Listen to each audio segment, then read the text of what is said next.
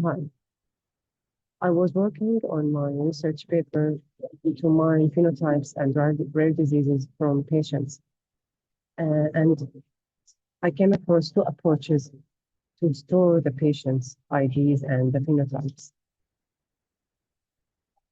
One of them, it was faster and it takes less time. So I will show you that if you are writing code that forms part of a larger system, it is very important that your code is performant. It should return its outputs in a timely manner, and it shouldn't exceed the computing resources available. So here, an example, I have patient data missing. It's just an example with phenotypes. It has a key phenotype with a phenotype, and some of this phenotype is missing, and some are with value none. One approach to use manual concatenation in a loop. If I execute this cell, I will have an error related to this non-type and string. The value should be available or without none. And there is another, so if here I, for example, type anything in this, and here to remove this none and execute the cell again, the cell will work without any error, but we will have a trailing comma here.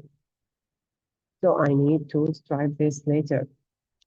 And also, this is inefficient for large lists. Repeated string concatenation creates a new string each time in this step.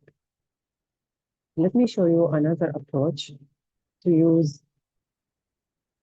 string join. If I use this with the non-type, let me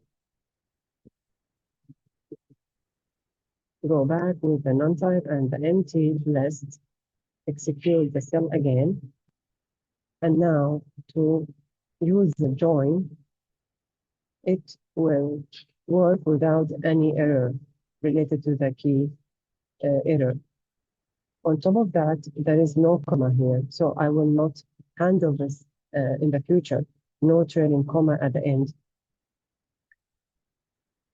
Here I am timing, using time it to see the time of using these approaches. So if I use a loop, the time is larger.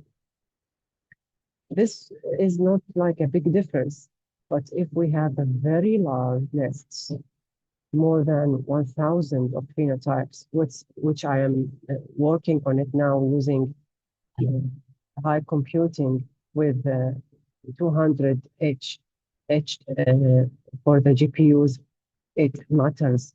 It matters a lot. As a data scientist, you will be familiar with the idea that what you measure matters. Thank you.